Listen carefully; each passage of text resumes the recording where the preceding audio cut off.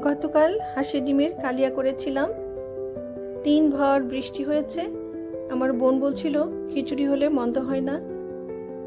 এর মধ্যেই তার প্রতিবেশী বাড়ি থেকে আনা হাঁসের ডিম দিয়ে গেলেন। এরকম উপহার স্পেশাল করেই তো রান্না করতে হবে।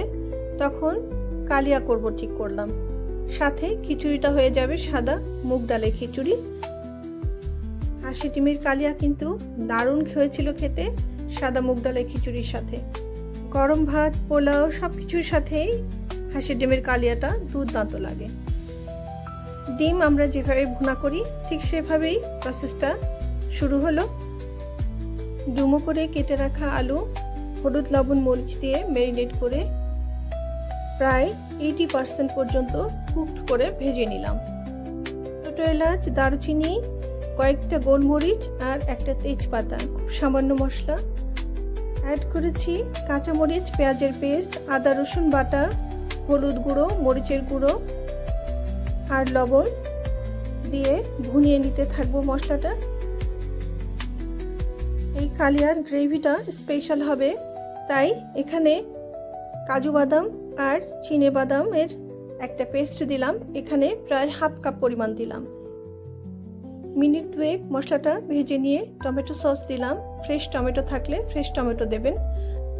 2 টেবিল স্পুন দই দিয়ে দিলাম। এটা ফ্লেভারটাকে বুস্ট করবে। ঢেকে একটু ভুনিয়ে নিতে থাকবো। মিনিট 2 মধ্যেই একটা তেল ছাড়া একটা ভাব চলে আসবে, তখন আমরা কিন্তু আলুটা অ্যাড করে দেব। আলুটা যেহেতু 80% কুক আছে, আলু 20% এটা সেদ্ধ হতে হবে। আলু কিছুক্ষণ কষিয়ে নেওয়ার পর ডিমটা অ্যাড করে দিব। দিয়ে কিন্তু একটু লো ফ্লেমে রেখে এটাকে খুব সাবধানে নাড়বো যাতে ডিমটা ভেঙে না যায়।